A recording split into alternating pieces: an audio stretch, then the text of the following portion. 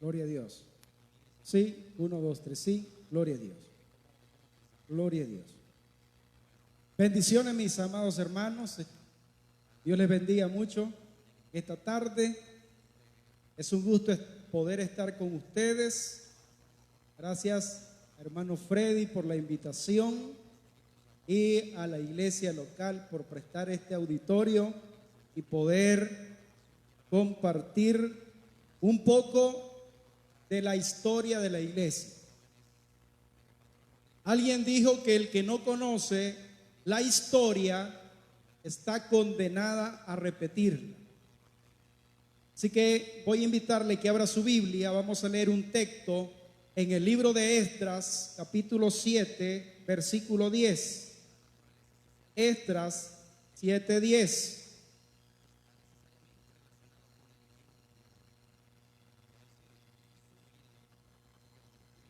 Esdras 7:10 dice: porque Esdras había preparado su corazón para inquirir la ley de Jehová, para cumplirla y para enseñar en Israel sus estatutos y decretos. Padre, gracias a Dios soberano por la oportunidad que me permites de estar con tu pueblo. Mirad cuán bueno y cuán delicioso es habitar los hermanos juntos en armonía. Gracias, Dios, porque tú eres misericordioso, bondadoso, y en tu soberanía, Señor, tú determinaste que estuviéramos este día dándote gracias por 503 años de la Reforma Protestante. Solo a ti la gloria, Señor, solo a ti la honra por los siglos de los siglos. Amén y amén. Quise iniciar leyendo este texto del libro de Esdras, porque este texto debería de ser el perfil de todo maestro de la palabra del Señor. La Biblia dice que Esdras, erudito en la ley del Dios del cielo, se había entregado de corazón al estudio de la palabra del Señor, con el propósito, número uno, de cumplirla, de obedecerla y de poner en práctica los mandamientos del Señor. No solamente es llenarnos la cabeza de conocimiento, sino también ponerla por obra y no caer en el problema de los fariseos. Jesús dijo de los fariseos: ellos dicen, pero no hacen. Pablo le dijo a los romanos: tú que enseñas a otro, no te enseñas a ti mismo. Pero Esdras se había entregado de corazón al estudio de la palabra para cumplirla y también para enseñar sus estatutos y decretos a Israel, para discipular al pueblo de Dios, para enseñar todo el consejo de la palabra del Señor. Jesús dijo, enseñándoles que guarden todas las cosas que os he mandado, y he aquí estoy con ustedes todos los días hasta el fin del mundo. Reformadores como Lutero, como Zwinglio, como Juan Calvino, como John Knox, fueron hombres que se entregaron de corazón al estudio de la palabra del Señor. Y como mencionaba nuestro hermano, fueron hombres con virtudes y defectos, con fortalezas y debilidades, pero en la soberanía de Dios, estos hombres fueron usados como antorchas para traer luz a pueblos asentados en la oscuridad de la Edad Media, a los pueblos asentados en la superstición de la Iglesia Católica Romana. La Biblia dice: la exposición de tus palabras alumbra, hace entender a los simples.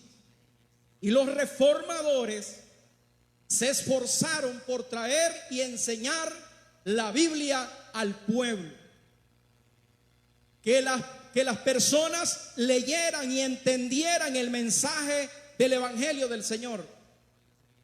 Y cuando escuchamos decir reforma protestante, A ver si me ponen ahí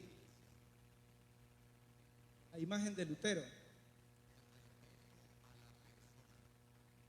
Cuando hablamos de reforma, inmediatamente se nos viene a la mente Martín Lutero. Sus 95 tesis fueron el detonante de la reforma. Pero Lutero no fue el único paladín que tomó la espada del Espíritu para combatir el error de la iglesia. Otros hombres usados por Dios y por el Espíritu Santo para traer bendición. Y vamos a mencionar en este momento, aparte de Lutero, a un hombre llamado Ulrico Zwinglio. Ulrico Zwinglio. Este hombre fue un contemporáneo a Lutero y fue uno de los líderes más destacados de la Reforma suiza. Nacieron el mismo año que Lutero, 1484, en el seno de una familia acomodada. Recibió sus primeras letras de su tío y luego se fue a estudiar a Basilea, Berna y Viena, donde el humanismo estaba en pleno apogeo. Y en el año 1506 recibe su título de maestro de artes y deja sus estudios para convertirse en sacerdote en la aldea de Glarus. Se convierte en sacerdote y desde el principio Zwinglio tomó su papel sacerdotal con seriedad, de tal manera que él dijo lo siguiente: aunque era joven, los deberes eclesiásticos me inspiraron más miedo que alegría, porque sabía y sigo convencido de que daría cuenta de la sangre de las ovejas y que perecería como consecuencia de mi descuido. Paralelamente a la reforma alemana, los vientos de la reforma estaban avanzando también en Suiza a través de Zwinglio. Y un dato interesante para entender la vida de este reformador es que Suiza era famosa por producir mercenarios, soldados que eran pagados para ir a la guerra. Y la aldea donde pastoreaba Zwinglio, Glarus, era una especie de campamento militar que proveía a algunos de los mejores soldados del Papa. Ahora, ¿qué es lo que hizo que Zwinglio comenzara a cuestionar su fe? En primer lugar, Zwinglio se convirtió en capellán de ese ejército de mercenarios en Glarus. Y en el año 1512 y 1515 acompañó a su ejército y tuvieron victoria en esa primera campaña militar. Hubo victoria, pero Zwinglio vio que sus compatriotas estaban entregados al saqueo y a todo tipo de corrupción. En la segunda ocasión que fueron a la batalla, ocurrió lo opuesto. Se enfrentaron al gigantesco ejército del rey de Francia, Francisco I, donde 10,000 suizos fueron masacrados. Y este baño de sangre impactó profundamente a Zwinglio e hizo que se cuestionara alguna de sus creencias. Ese fue el primer paso que hizo que Zwinglio comenzara a transformar su fe. Otra cosa importante es que en el año 1516 Zwinglio se da cuenta que él no había leído la Biblia directamente.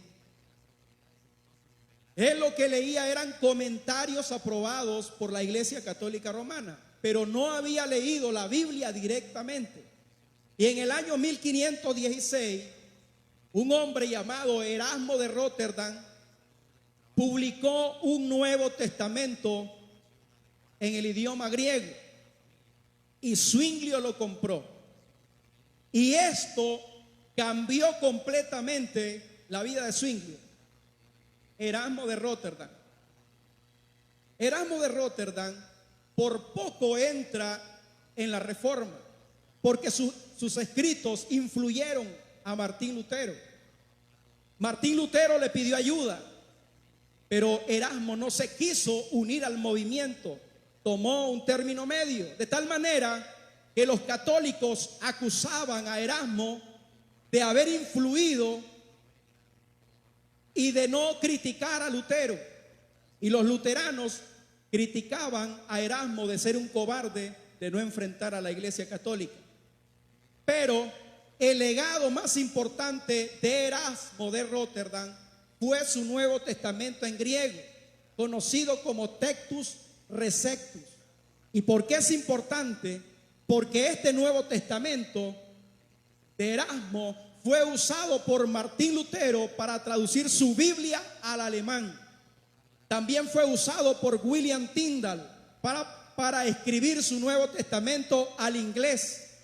Y también fue usado por Casiodoro de Reina para traducir la Biblia al castellano, la Biblia del Oso.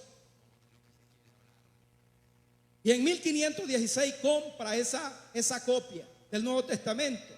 El entusiasmo de Zwinglio por las Escrituras fue tan grande que se dedicó a copiar casi todas las cartas del apóstol Pablo y a memorizar grandes porciones del Nuevo Testamento en griego, así como lo hacemos nosotros, ¿verdad?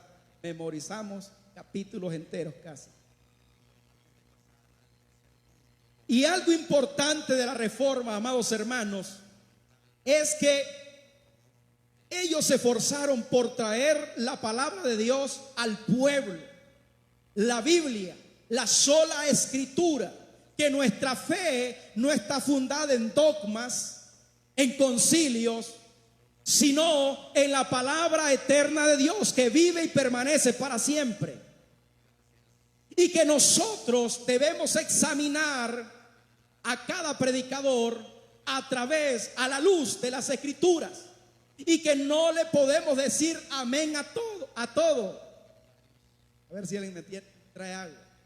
No le podemos decir amén a todo. Tenemos que examinar. Gloria a Dios.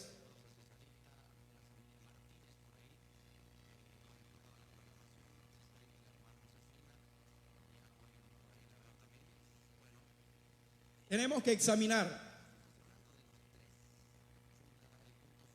La Biblia dice: probad los espíritus si son de Dios. Imagínense que alguien en un culto diga: vive el diablo, amén. Que los homosexuales se casen, amén. Tenemos que tener discernimiento. Tenemos la palabra del Señor. Tenemos la palabra del Señor. Y Zwinglio fue transformado por la palabra de Dios. Y por eso muchos líderes espirituales no quieren que su iglesia, sus miembros, estudien, se documenten. No quieren, y eso no debe de ser así. Nosotros tenemos que estudiar la Biblia y ser como los hermanos de Berea en el libro de Hechos, que cuando llegó el apóstol Pablo, la Biblia dice que Pablo comenzó a predicar y ellos no le dijeron amén. Ellos comenzaron a examinar las Escrituras para ver si lo que Pablo decía estaba de acuerdo a la palabra de Dios. Toda visión, toda revelación que hoy en día se viene sobre la iglesia, examinémoslas a través de la palabra de Dios, que es el colador. ¿Decimos amén o no amén?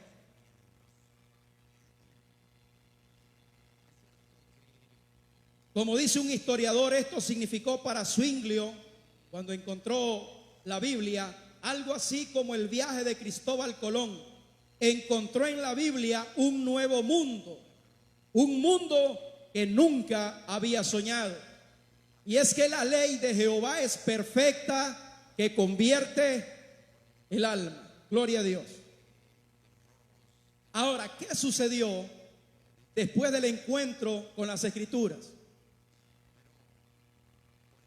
En el año 1516, un año antes que Lutero clavara sus 95 tesis, Zwinglio comenzó a criticar las procesiones que se hacían a adorar a la Virgen Negra, donde él era sacerdote. De tal manera que Zwinglio predicaba y decía: solamente Cristo salva, y salva en cualquier lugar. En el año 1518 atacó las indulgencias y logró que el gobierno expulsara al que las vendía. Siendo sacerdote de Zúrich, Francisco I pidió soldado a la Confederación Suiza, pero Zúrich se negó por consejo de su predicador. La reforma comenzó a llegar cuando un hombre entendió la palabra de Dios y comenzó a enseñarla. Se estableció también un sistema de educación pública general sin distinción de clases. Imágenes de Jesús, María y los santos fueron retiradas de la iglesia. Abolió la misa, reemplazándola con un servicio simple donde la Biblia debía de tener preeminencia. Y en el año 1519 comenzó a exponer el Evangelio de Mateo versículo por versículo, en un mensaje poderoso. Otra cosa, se rompió el ayuno de Cuaresma y algunos de sus miembros comieron salchicha. En un tiempo donde la oscuridad y la superstición de la Iglesia Católica Romana, romper ese ayuno de Cuaresma, eso era condenado. Yo me acuerdo que todavía en mis lugares allá, en tiempos de Semana Santa, nadie podía ir a cortar a picar leña porque salía sangre. Un montón de supersticiones. Y gloria a Dios por la Biblia, la palabra del Señor. No podían andar en caballo, no podían trabajar, les podía pasar algo terrible. La Biblia es poderosa, hermanos. Y mucha gente no quiere que la iglesia estudie seriamente la palabra de Dios. En el año 1529, Zwinglio y Lutero cara a cara. A ver si me ponen ahí la imagen. Eran de la misma edad y se reunieron en Marburgo los principales del movimiento reformador para tratar de unir los movimientos. Y estuvieron de acuerdo en 14 puntos. Pero hubo un punto que no pudieron ponerse de acuerdo estos reformadores. Y fue la cena del Señor. Para Zwinglio, la cena del Señor era simbólica. Eso es lo que creemos nosotros el día de hoy. El pan representa el cuerpo, el vino la sangre de nuestro Señor. Para Lutero era diferente. Lutero creía que literalmente Cristo estaba en el pan y en el vino. No la doctrina católica, que se convierte el pan y el vino en sangre y carne, no, sino que debido a que Dios era omnipresente, Cristo estaba presente literalmente. Miren, hermanos, y no se pusieron de acuerdo. No se pusieron de acuerdo. Los tipos eran determinados a defender lo que creían. Y hubo tal desacuerdo entre ellos que, al igual que Pablo y Bernabé en el libro de los Hechos, se separaron y tomaron caminos diferentes. Y en el año 1531, 5 cantones católicos atacaron a Zúrich por sorpresa. Ellos estaban mal preparados y la ciudad envió a sus primeros soldados, entre los cuales iba Zwinglio. Zúrich fue derrotado y Zwinglio murió. Ahí murió Zwinglio.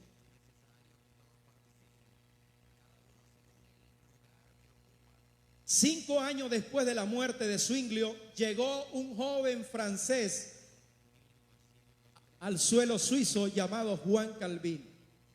Y este hombre se convertiría junto a Lutero en uno de los líderes más prominentes de la Reforma protestante. Lutero, Calvino tuvieron sus errores. Nuestro hermano Emmanuel hablaba algunos errores sobre Lutero. Calvino también tuvo sus errores. Por eso es que nosotros no debemos de idolatrar a un hombre. Venimos a exaltar a Cristo. Amén, hermano. Examinar todo, retener lo bueno. Juan Calvino, el historiador Justo González dice: sin lugar a dudas, el más importante sistematizador de la teología protestante del siglo XVI fue Juan Calvino, mientras Lutero fue el espíritu fogoso y propulsor del nuevo movimiento. Calvino fue el pensador cuidadoso que forjó de las diversas doctrinas protestantes un todo coherente. Calvino nace en Francia. Su padre era abogado, era secretario del obispo, y a través de esas conexiones su padre logró que su hijo fuera a estudiar a París, donde entró en contacto con el humanismo. El humanismo fue un movimiento bien importante en la Reforma, porque el humanismo decía: tenemos que volver a las fuentes. Zwinglio fue influenciado por el humanismo, volvió a la fuente que es la palabra de Dios. Lo mismo Calvino. Y también ahí en París entró en contacto con las doctrinas de Wycliffe, Hus y Lutero. En el año 1528 completó sus estudios en París, obtuvo el grado de maestro en artes, también estudió derecho y se unió a un pequeño círculo de estudiosos y admiradores de Erasmo. Hay diferencia entre Lutero, Zwinglio y Calvino. Hay diferencia. Ambos llegaron a conceptos similares, pero por experiencias diferentes. Calvino no dice muy poco acerca de su conversión y qué fue lo que lo llevó a abandonar la fe romana.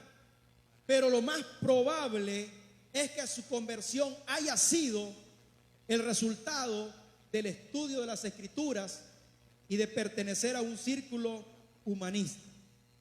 Y se vuelve protestante. Y en el año 1535 Calvino sale de Francia y se exilia en la ciudad protestante de Basilea. Ahora, Calvino no pretendía llegar a ser uno de los jefes de la Reforma. No era eso, ni llegar a ser pastor, sino que Calvino lo que quería era encontrar un lugar tranquilo donde él podía estudiar las Escrituras y escribir acerca de su nueva fe. Y es en el año 1536 donde Calvino publica el libro que sería un éxito de venta en ese momento y que lo llevaría a la fama: Institución de la Religión Cristiana, publicada en latín. Y en 9 meses se agotó la edición. A ver si me pasa la otra imagen.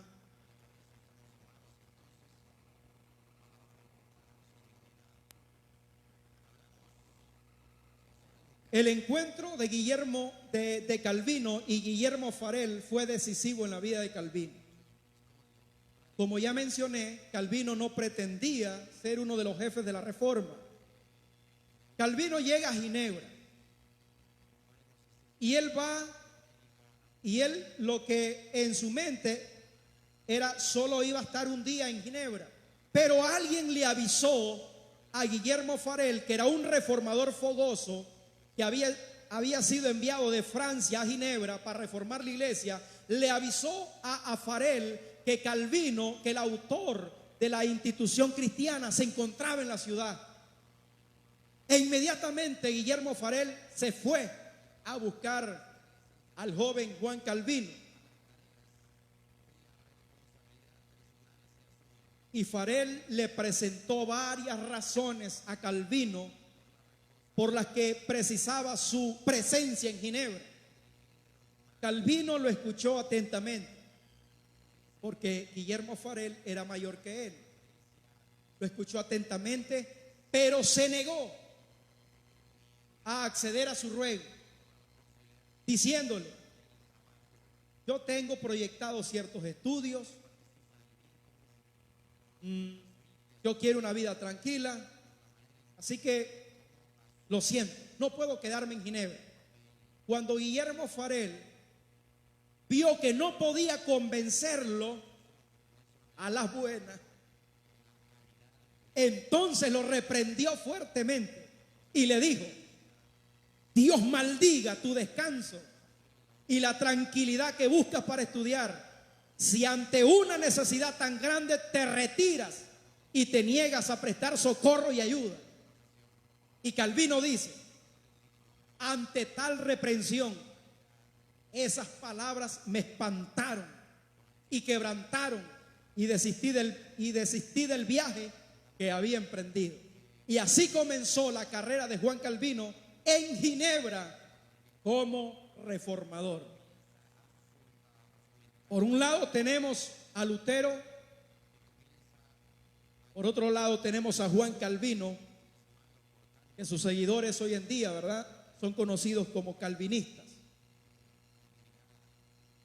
Calvino llegó a Ginebra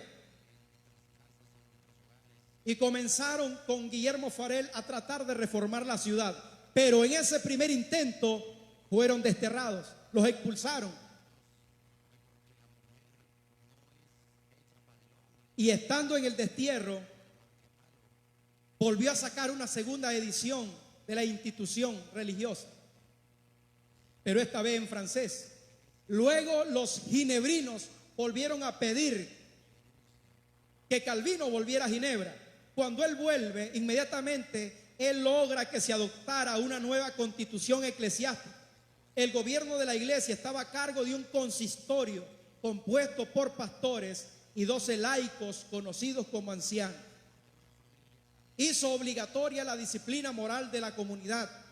El propósito de Calvino era convertir la ciudad en un modelo de una perfecta comunidad cristiana. También fundó la Universidad de Ginebra y otras escuelas. Y Ginebra vino a ser un puerto de refugio para los protestantes de muchas tierras. También logró que se promulgaran leyes de sanidad, seguridad pública. No se permitía arrojar basura ni desperdicio en las calles.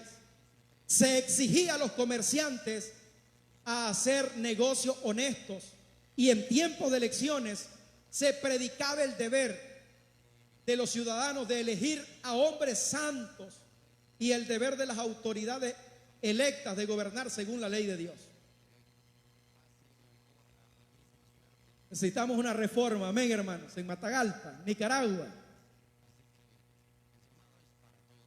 Cuando John Knox llega a Ginebra, quedó tan impactado que llamó a la Ginebra de Calvino la escuela más perfecta de Cristo que haya existido en la tierra desde los días de los apóstoles. Quedó impactado. Y la influencia de Calvino en la teología es enorme. No solamente su influencia quedó confinada en Ginebra, sino que traspasó las fronteras. Los calvinistas en Francia fueron llamados hugonotes, en Inglaterra puritanos, y con el tiempo en Escocia presbiterianos, porque Juan Calvino influyó grandemente en la vida de John Knox, otro reformador importante. Otra rama del cristianismo protestante que nace en la Reforma, es importante mencionarlo, es el anabaptismo. el anabaptismo o rebautizadores. Esto es importante, hermano, porque así como hubo una inquisición católica que persiguió a los protestantes, quemó a Juan Hus, los huesos de John Wycliffe los sacaron, los quemaron los prerreformadores, a Lutero intentaron asesinarlo, quemaron a William Tyndale.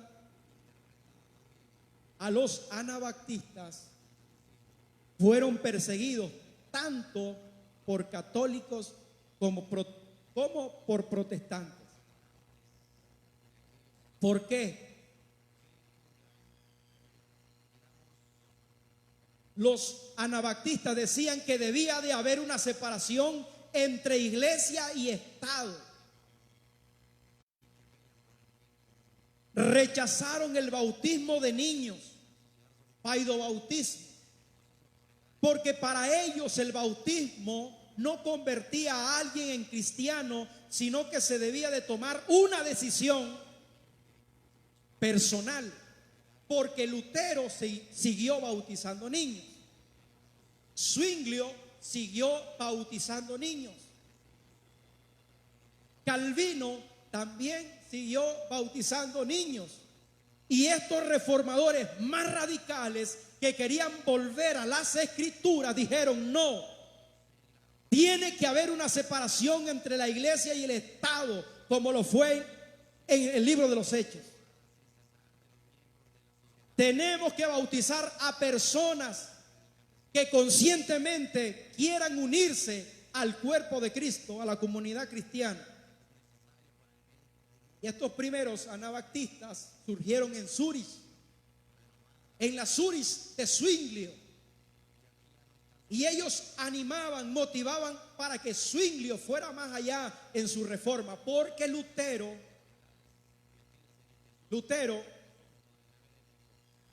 se reformó mucho, pero los luteranos siguen teniendo imágenes en sus templos. Su culto o su misa es similar a la que hacen los católicos. Zwinglio fue un poco más allá, abolió la misa, pero los anabaptistas querían una reforma más bíblica, más radical. Eran pacifistas y creían que el sermón del monte debía ser obedecido al pie de la letra. Si el sermón del monte dice: bienaventurados los pacificadores, pues debo de ser pacificador. Muy bien.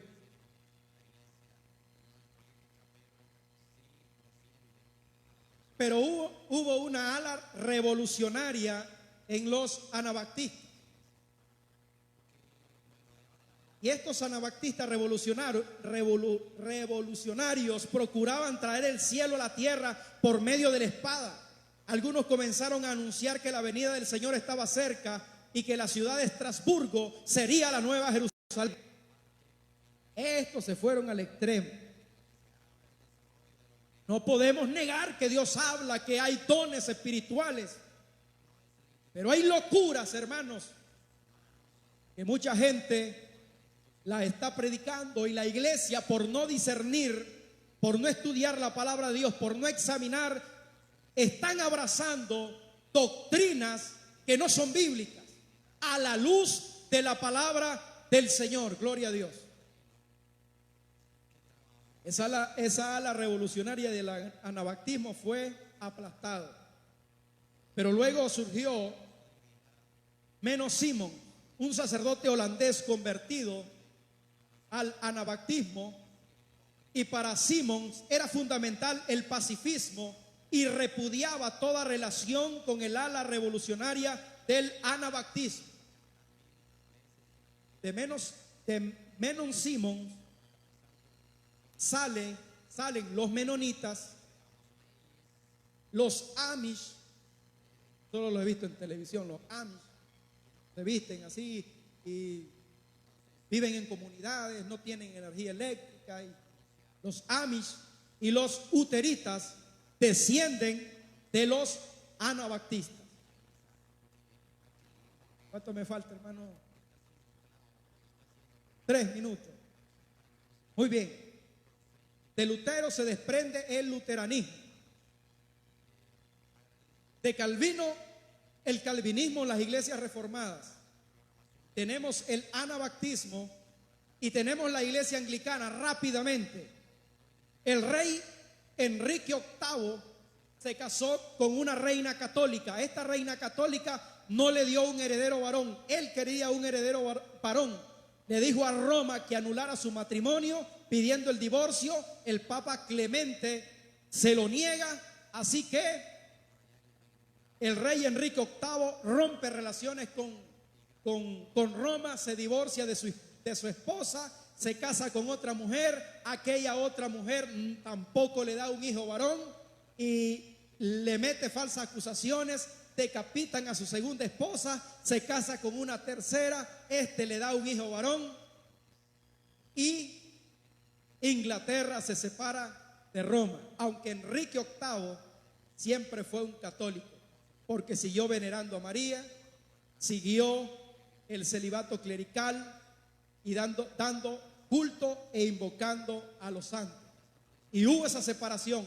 Se muere Enrique VIII, su hijo Eduardo VI gobierna o reina pocos años porque era un niño enfermizo, pero la reforma avanzó. Muere y llega en su lugar María, que fue llamada María la Sanguinaria. Quiso volver a Inglaterra al catolicismo, persiguió a los cristianos, muchos reformadores salieron huyendo. Bueno, una masacre. Muere ella y en su lugar cae la reina Isabel I, y una vez más Inglaterra vuelve a ser protestante hasta el día de hoy. Ahí nace la iglesia anglicana. Y John Knox, en Escocia, influido por Calvino, fue el que fundó la iglesia presbiteriana. Termino con lo siguiente. Esdras se entregó de corazón al estudio de la palabra de Dios para obedecerla, para ponerla por obra y para enseñarla al pueblo. Pablo le dijo a Timoteo: sé un siervo aprobado que usa la palabra de verdad. El pastor bíblico, el líder bíblico, el líder de denominación no tiene miedo de decirle a la iglesia: iglesia, examinen mi mensaje. Y si yo me salgo, les doy la autoridad de que ustedes me corrijan. El pastor bíblico. Porque en la iglesia quien debe de tener la autoridad suprema es la palabra de Dios, que vive y permanece para siempre. Amén. Gloria a Dios.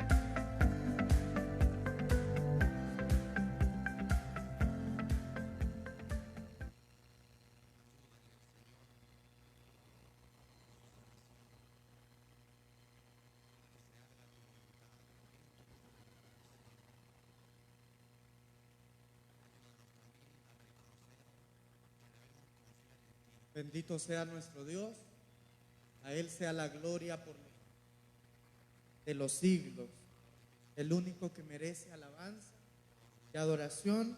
El Rey está sentado en su trono. Eso es el Apocalipsis.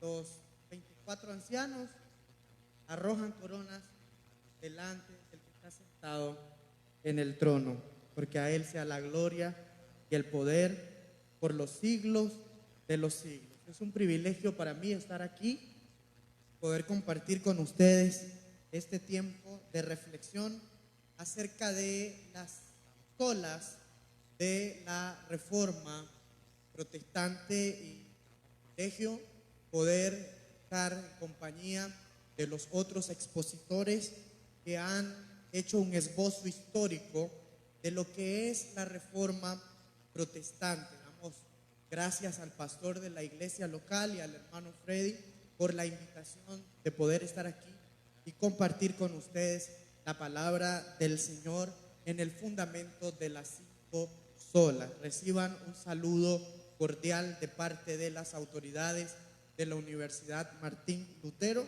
y iniciamos diciendo que la Reforma Protestante, impulsada por Martín Lutero y los otros reformadores en el siglo XVI, es un proceso de transformación política, religiosa y teológica que afectó la Edad Media y ayudó a que la humanidad pasase de la Edad Media a la Edad Moderna. Muchos de los grandes cambios que trajo la Reforma Protestante a la humanidad ya han sido abordados por nuestros hermanos, y algunos de esos cambios también tienen que ver con aspectos teológicos. Voy a mencionar algunos de los cambios que trajo la Reforma Protestante a la vida de la iglesia, a la vida social y a la vida política de aquel entonces. La formación de estados independientes, por ejemplo, la formación de estados independientes de Roma, es una de las herencias que nos deja la Reforma Protestante. Al haber iglesias nacionales que se separaban de Roma, también los príncipes y los reyes procedieron de la misma manera. Se separaron de Roma y se establecen los estados independientes o las naciones modernas como la conocemos hoy. Otro aspecto es la separación de la iglesia y el Estado. En aquel entonces, en la Edad Media, la iglesia y el Estado tenían cierta comunión, tenían cierto pacto, había mucha relación, incluso el Papa se daba la potestad de nombrar reyes, quitar reyes y poner reyes. Era una autoridad política, además de ser una autoridad religiosa. Con la Reforma se da la separación de la iglesia y el Estado. También estamos en aquel momento donde ya nos compartía el hermano Emmanuel la frase famosa de Lutero: mi conciencia es cautiva de la palabra de Dios, por tanto no puedo ni quiero retractarme. Esa frase de Lutero tiene mucha connotación, además de tener efectos en la vida teológica, también tiene efectos en la vida política y social, puesto que esa frase también abre la puerta como una bisagra para el tema de la libertad de conciencia, la libertad de culto, la libertad religiosa. La formación de iglesias nacionales en los estados independientes es otra herencia de la Reforma Protestante. Se puede hablar de la iglesia en Escocia, la iglesia en Inglaterra, la iglesia en Francia, la iglesia en Alemania, la iglesia en Bélgica, la iglesia de los Países Bajos. La formación de iglesias nacionales es un resultado directo de la Reforma Protestante. La promoción del estudio acucioso de la naturaleza, así como el estudio acucioso de la Biblia. La naturaleza es el libro de los científicos, la Biblia es el libro de los teólogos. En el Renacimiento y el humanismo se promovió el estudio de las fuentes originales. Los científicos volvieron a la fuente, que era la naturaleza, y los teólogos a su fuente, que era la Biblia.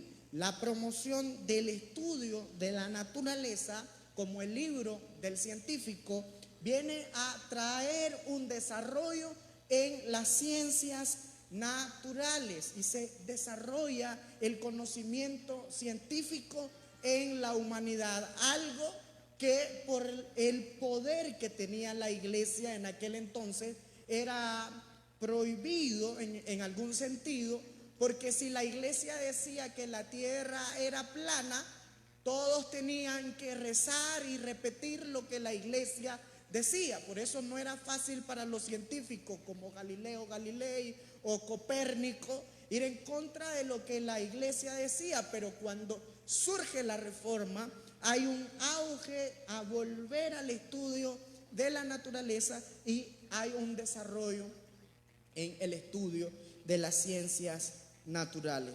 También la reforma nos hereda el establecimiento de escuelas públicas. Hasta aquel momento la educación era un asunto de castas, era un asunto que era para los privilegiados.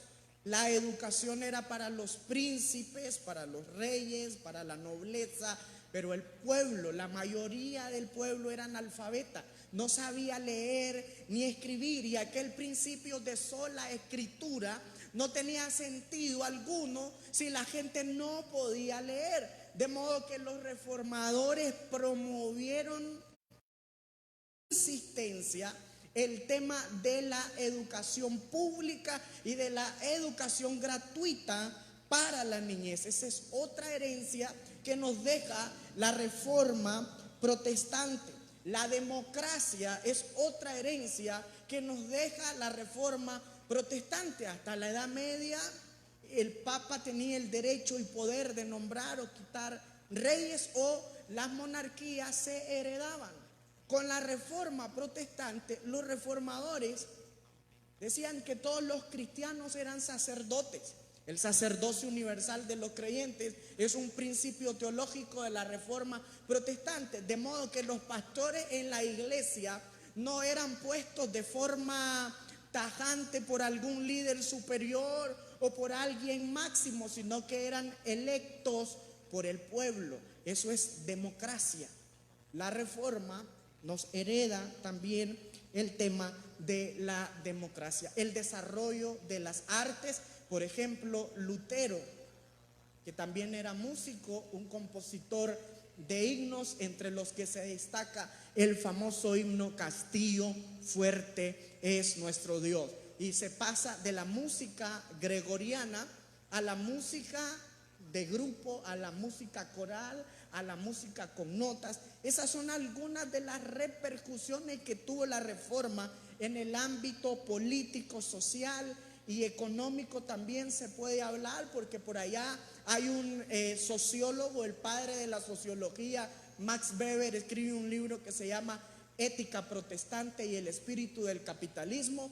Weber propone que los principios de la reforma fueron la base del establecimiento del mundo capitalista. Y eso hay que entenderlo en el sentido de que cuando uno viene a Cristo, cuando uno viene al Señor, uno deja de pecar, uno deja de gastar su dinero en alcohol, uno deja de gastar su dinero en vicios, uno deja de gastar dinero en mujeres, y en cierta medida hay una especie de ascetismo que lo separa del pecado, y eso trae a la postre bendiciones, por decir una palabra, económicas, porque ya no estás gastando tu dinero en lo que no es pan y estás ahorrando, y en alguna medida te vas haciendo de algún capital que luego te sirve para trabajar, que ese es otro tema, el tema de cómo entendían los reformadores el trabajo. El trabajo no era entendido como un castigo, a como se ha enseñado en América Latina. Por eso es que la mayoría de América Latina, la mayoría de los países son pobres, estamos empobrecidos, porque se nos enseñó que el trabajo era un castigo. Hay una canción, El Negrito del Batey, por ahí ustedes la pueden escuchar y se van a confirmar que lo que estoy diciendo es verdad. El trabajo para los reformadores dignifica al hombre, dignifica a la humanidad, y en el trabajo uno puede darle la gloria a Dios independientemente de la ciencia a la que uno se prepare. De ahí el soli deo gloria. Uno puede darle gloria a Dios siendo médico, uno puede darle gloria a Dios siendo ingeniero, uno puede darle gloria a Dios siendo arquitecto, uno puede darle gloria a Dios siendo zapatero, uno puede darle gloria a Dios vendiendo tortillas en el mercado. Uno puede glorificar a Dios en todo lo que uno hace, porque todo lo que nosotros somos y todo lo que nosotros hacemos y todo lo que nosotros tenemos y recibimos viene de la sola gracia de Dios. Por eso soli deo gloria. Así que los hermanos que no trabajan, arrepiéntanse de su pecado y busquen cómo trabajar. Entonces, la reforma protestante es más que Lutero clavando 95 tesis en la catedral de Wittenberg el 31 de octubre de 1517. Es un evento que revolucionó el mundo entero. Por eso hasta ahora los cristianos celebramos aquella fecha icónica cuando Lutero está pidiendo que se haga un debate sobre el tema de las indulgencias. Aquella idea de que la salvación podía recibirse por medio de ese certificado que venía firmado y sellado por el Papa, y que Juan Texel, como ya explicaban, andaba por ahí ofreciendo y diciendo: cuando la moneda caiga en el cofre, el alma del penitente inmediatamente va al cielo. Y por ahí el hermano Emmanuel fue muy sensible, no tengo la palabra para expresarlo. Él dijo lo que Juan Texel decía, pero yo no tengo ambajes en decirlo. Y Juan Texel decía: la indulgencia tiene el poder de sacar del purgatorio a un hombre que aún hubiese violado a la madre del Señor. Eso refleja la corrupción de la iglesia de aquella época. Eso refleja el amor al dinero y la ambición que tenía el Papa León X por construir la majestuosa catedral de San Pedro. Estaba trasquilando a las ovejas de su iglesia, y hasta ahora nadie había dicho nada. Y un monje agustiniano en una catedral de Wittenberg, en un pequeño pueblo de Alemania, clava 95 postulados que invitan a reflexionar sobre el tema de las indulgencias.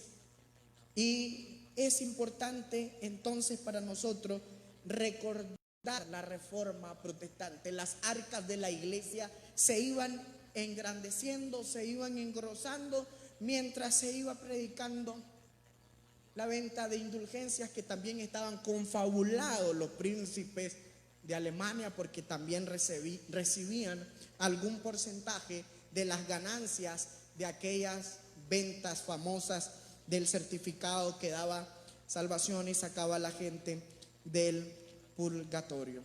La iglesia era la dueña de la salvación, administraba la salvación no solo a través de las indulgencias, sino también a través de todo un sistema teológico que le llamamos un sistema sacramental, donde proponían que la salvación se recibe por la fe más las obras, o más bien las obras más la fe, no sé cómo decirlo de la mejor manera, pero la iglesia pensaba que las personas recibían la salvación cuando ella, la iglesia, le administraba el sacramento, por decirlo así, no al creyente, sino al cliente. Y decían ex opere operato, el sacramento opera por sí mismo, opera la gracia de Dios por sí mismo. La persona, cuando recibe el sacramento, recibe la gracia de Dios. Lutero, como ya bien expuso nuestros hermanos anteriores, lee la carta a los romanos y se encuentra con el versículo que el hombre es justificado por fe y que el justo por la fe vivirá. Romanos 1, 17.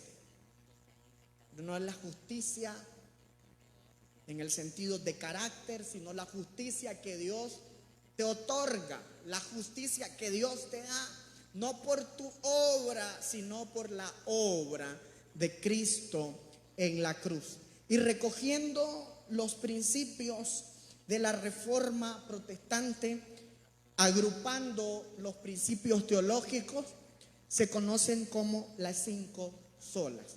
Y una de esas 5 solas es la sola escritura o sola escritura, es decir, solo la Biblia sin la tradición es la palabra de Dios, porque la iglesia hasta aquel momento decía la Biblia más la tradición más lo que enseña el Papa ex cátedra, porque no se equivoca y lo que el Papa dice es palabra de Dios. Los reformadores entendieron que la palabra de Dios está solo en la escritura, de ahí el principio sola escritura. Ulrico Zwinglio dijo lo siguiente: por esta razón todos los cristianos deberían poner su máxima atención en que en todo el mundo sea predicado únicamente el Evangelio.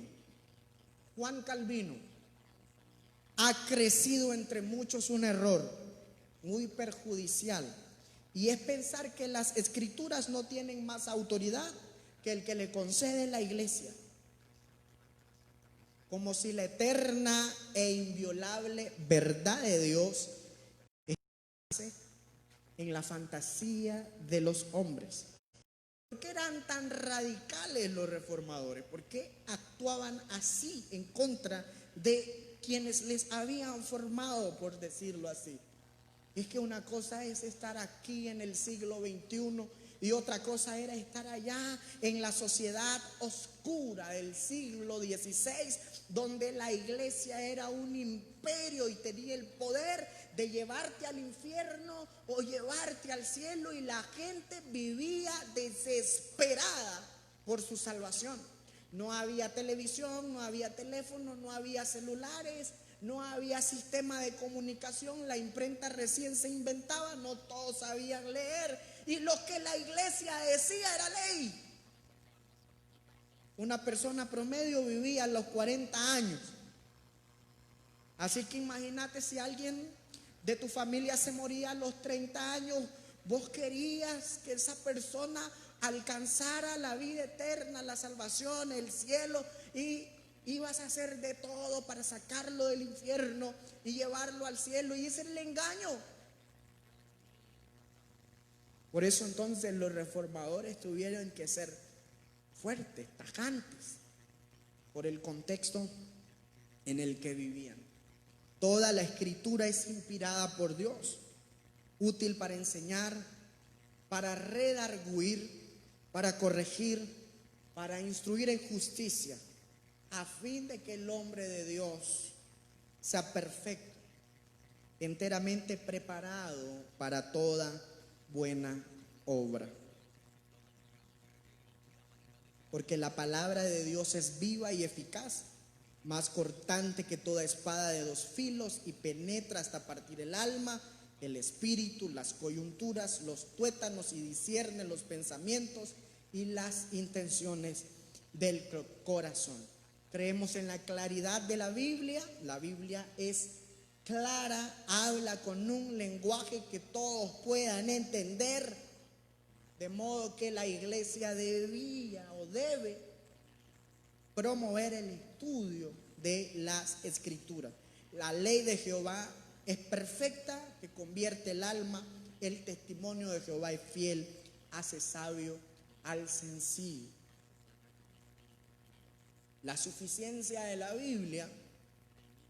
Biblia contiene todo lo que Dios quiere que nosotros conozcamos y sepamos. No necesitamos material extra bíblico, no necesitamos la tradición, no necesitamos la revelación natural. Solo la escritura es la palabra de Dios autoritativa para la vida de la iglesia. Es nuestra brújula en temas de praxis, práctica, en temas de doctrina y en todo lo que nosotros hacemos.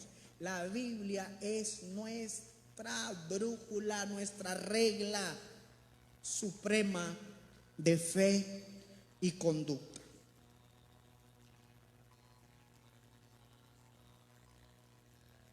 Hay otro principio de la Reforma protestante, se conoce como la sola fe. La fe sola sin las obras. De repente, en el mundo evangélico, se está viviendo más por las obras que por la fe. Y la gente camina angustiada alcanzando su salvación. Si usted está angustiado tratando de alcanzar su salvación, usted no ha leído el Evangelio. Usted no ha leído la carta a los romanos. Usted no ha leído la carta a los gálatas. Usted no ha leído la carta a los efesios. La Biblia enseña que la salvación es por fe en la obra redentora de Cristo Jesús en la cruz del Calvario. Y esa obra que Dios realizó en Cristo es lo que me da la salvación y vida eterna. La fe sin las obras. Hay un proceso en el orden de la salvación que se llama conversión. La conversión es el abandono del pecado y aceptar la obra de Cristo con fe. Si usted ya abandonó el pecado y ha aceptado la obra de Cristo por fe, usted es salvo. Usted es hijo de Dios y el Espíritu Santo dará testimonio a su corazón que usted es hijo de Dios. Solo la fe sin las obras. Ahora bien, porque ahí hay una lucha entre Romanos y la carta de Santiago. El que tiene fe abunda en buenas obras. No es que ya no vamos a hacer cosas buenas, no es que ya no vamos a tener obras. Vamos a abundar en buenas obras, no para salvarnos, sino porque ya fuimos salvos. Dele un aplauso al Señor si se lo va a dar.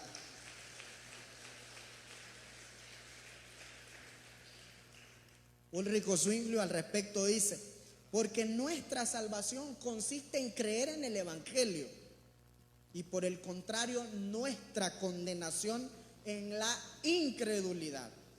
Y es que el Evangelio contiene claramente toda la verdad. Juan Calvino dijo al respecto: será justificado por la fe aquel que, excluido de la justicia de las obras, alcanza la justicia de la fe, revestido con la cual se presenta ante la majestad divina, no como pecador, sino como justo. De esta manera afirmamos nosotros, en resumen, que nuestra justificación es la aceptación con que Dios nos recibe en su gracia y nos tiene por justos.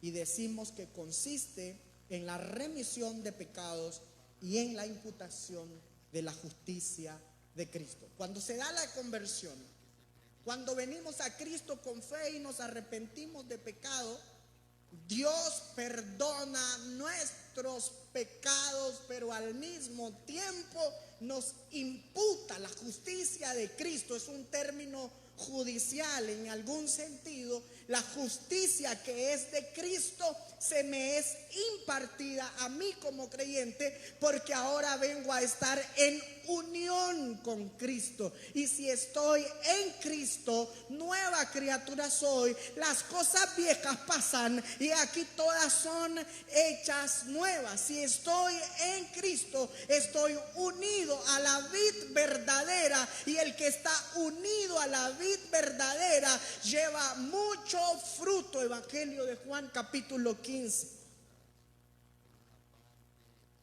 Cuando yo acepto la verdad del Evangelio, la justicia de Cristo se me es regalada.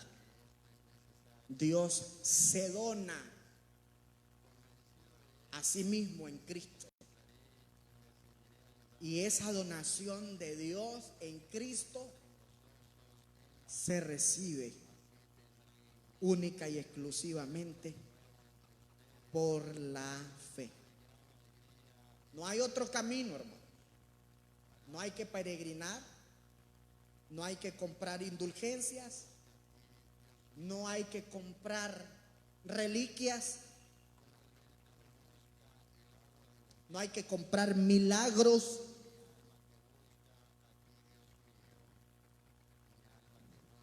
El Evangelio enseña que la salvación es por fe. Porque por gracia sois salvos por medio de la fe, y esto no de vosotros, pues es don de Dios. Efesios 2:28. Que si confesares con tu boca que Jesús es el Señor y creyeres en tu corazón que Dios le levantó de los muertos, serás salvo.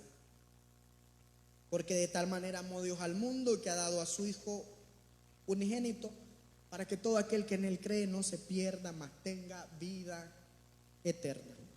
Otro principio es la sola gracia. Van todos de la mano, ligados, y pareciera que uno fuera la extensión del otro, y claro que así es. Sola gracia, solo la gracia de Dios, sin el hipegüe de los sacramentos. Solo la gracia de Dios nos da la salvación y la vida eterna. La gracia de Dios sin méritos que nosotros podamos alcanzar. Y así todos los aspectos de la salvación, que es una doctrina muy descuidada en la iglesia cristiana contemporánea. Todos los aspectos de la salvación se reciben por gracia. ¿Cuáles son esos aspectos? La elección es la predestinación positiva. El llamamiento eficaz, gracia previa en el arminianismo. La conversión. La conversión es retirarse del pecado y venir a Cristo. O paligenesia en el Nuevo Testamento es nacer de nuevo. La unión con Cristo es Cristo en mí y yo en Cristo. Somos uno. La justificación es el hecho que Dios me declara justo delante de sus ojos, aunque soy pecador. Por eso Lutero decía, justo y pecador es una paradoja que se resuelve por medio de la fe. La santificación, si Dios te declara justo, hay un elemento de la salvación en donde Dios tiene que elevar tu estatus moral a tu estatus legal. Tu estatus legal es justo delante de Dios una vez que has creído en Cristo, pero eso no necesariamente significa que sos una buena persona o que moralmente eres santo. Entonces Dios tiene que elevar tu condición moral y a eso se le conoce como santificación, y es otro proceso o otro elemento de la salvación, la perseverancia de los creyentes, y en último término la glorificación. Todos esos aspectos de la salvación del creyente se reciben por medio de la gracia. Porque por gracia sois salvos por medio de la fe, y esto no de vosotros, pues es don de Dios, no por obras para que nadie se gloríe, porque somos hechuras suyas, creados en Cristo Jesús para buenas obras, las cuales preparó de antemano para que anduviésemos en ella. solo Cristo, sin la mediación del Papa, los santos, la Virgen, los pastores, apóstoles, profetas o cualquier otro ministro que se crea mediador entre Dios y la iglesia, entre Dios y el hombre. Eso no existe en la teología del Nuevo Testamento. Hay un solo mediador entre Dios y los hombres. Ese mediador no es Cristo Lisbeth, no es el Papa, no son los concilios, no son las denominaciones, no son los superapóstoles, no son los superministros. Yo sé que me voy a meter a problemas. El mediador es Cristo Jesús, Señor de la iglesia.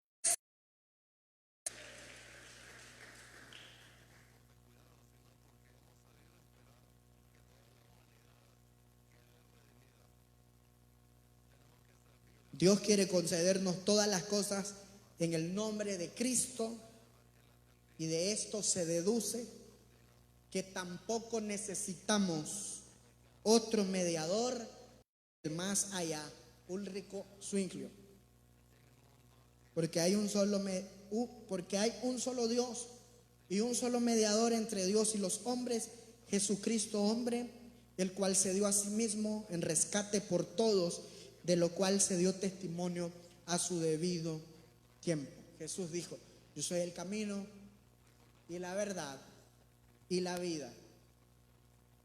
Nadie viene al Padre sino por mí. No hay atajos, no hay camino más corto, no hay otro mediador. O está en Cristo o no sos de Cristo. Cristo es el camino al Padre. Hay un principio, el soli Deo Glory, o solo a Dios la gloria.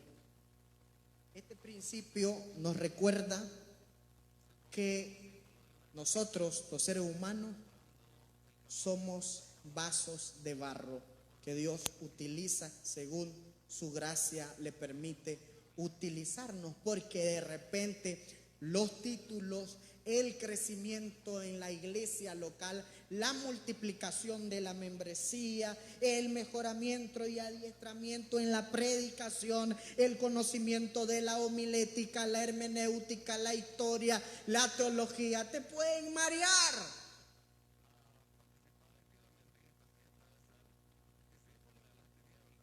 Soli Deo Glory. Solo a Dios la gloria. No tengo por qué besarle la mano a nadie. Tampoco tengo por qué arrodillarme ante un líder político, religioso, militar, de cualquier índole, porque la rodilla del creyente se dobla ante su Señor, que es Cristo Jesús, que se dio el rescate por nosotros. Mi rodilla se dobla ante mi Señor. Toda rodilla se doblará delante de Él. Y esto puede tener sentido simbólico, porque no necesariamente doblar la rodilla significa que te vas a arrodillar frente a alguien. Puede tener el sentido de darle la gloria que es de Dios a otro. ¿A quién le estás dando la gloria? Por ahí ya me hicieron señas, hermano. Y yo estoy que empiezo. ¿Cuánto tengo tiempo? Tiempo tengo? 5 minutos. Que Dios me ayude. Como dijo el hermano Lutero. Solo a Dios la gloria. Hay un pasaje en la carta de Pablo a los Efesios. Para mí es el pasaje más importante de la carta. Eso es para mí. Efesios capítulo 1, del versículo 3 al versículo 14. Es importante porque recoge toda la doctrina de la salvación. Carta de Pablo a los Efesios, capítulo 1, verso 3 al 14. Nos habla de la salvación en el pasado, la predestinación, la salvación en el presente, la conversión, y la salvación en el futuro, la glorificación. Todos los aspectos de la salvación, pasado, presente y futuro, están reunidos en ese pasaje de Pablo a los Efesios. Y lo que me encanta de este pasaje de Pablo a los Efesios es que Pablo es tajante en decir, por ejemplo, en el verso 6, para alabanza de la gloria de su gracia, con la cual nos hizo aceptos en el amado. En el versículo 12 dice, a fin de que seamos para alabanza de su gloria, nosotros los que primeramente esperábamos en Cristo.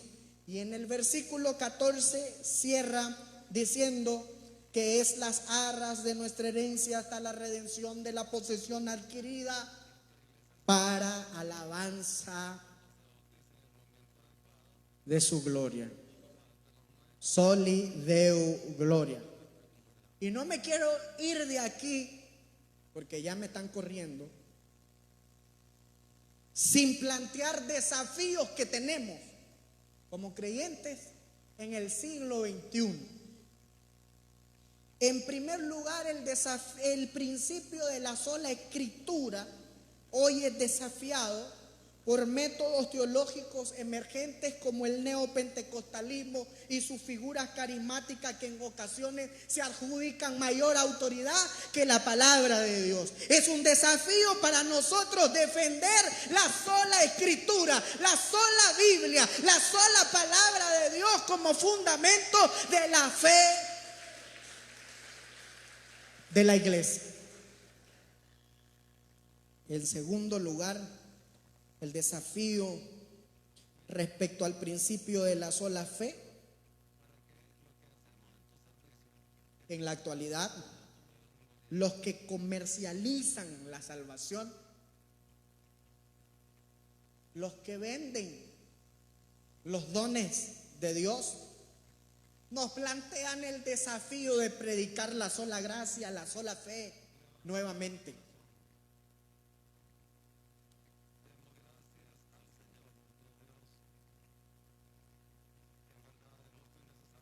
Hoy en la actualidad, líderes carismáticos de renombre se ofrecen a sí mismos como mediadores entre Dios y los hombres. Por ejemplo, una famosa Cristo Lisbeth, por mencionar un nombre. Pero así como ella, hay muchos que aunque no lo dicen, lo practican y lo viven. Se presentan como los ungidos, como los vicarios entre la humanidad y Cristo, los únicos depositarios de la revelación de Dios y los que tienen nuevos conocimientos y nuevas revelaciones, los entendidos y los que están fuera de su manto.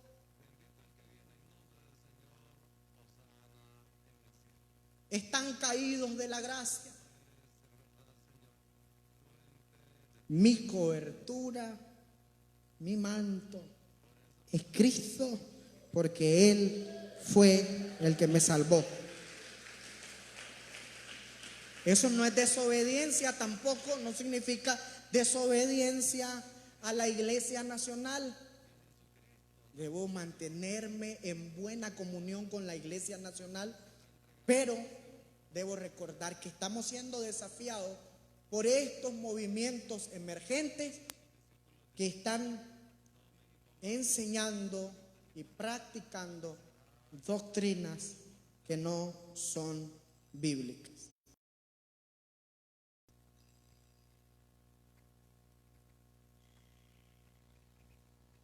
La idea de los que desmitologizan a Cristo y los movimientos neojudaizantes que están regresando a la idea de que se necesita a Cristo más la circuncisión, más la celebración de las fiestas judías, más el shofar, más el manto, más la kipá. Yo no tengo problema ni con el manto, ni con el shofar, ni con la kipá. El problema es cuando eso se vuelve un sustituto de la obra de Cristo, porque solo la obra de Cristo salva. Y por ahí tenemos la carta de Pablo a los hebreos que nos enseña una cátedra sobre la superioridad de Cristo frente al judaísmo. Cristo es superior porque todo eso es figura y sombra. ¿Y para qué quiero la figura y la sombra si tengo el cumplimiento que es Cristo Jesús? Por eso, si alguno está en Cristo, no hay otra forma.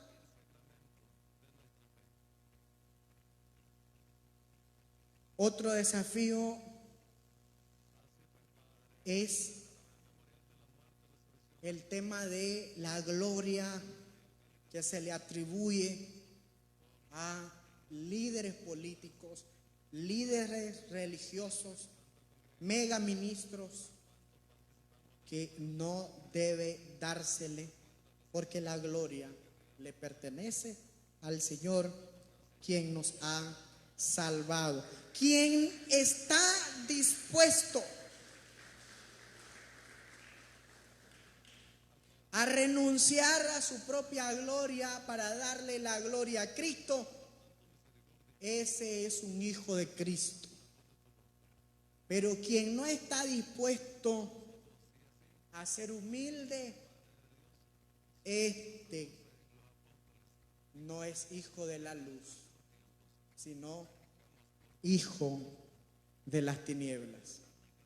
Tenemos que reflexionar sobre estos principios de la reforma y traerlos nuevamente a la vida de la iglesia contemporánea. Soli Deo Gloria. Señor.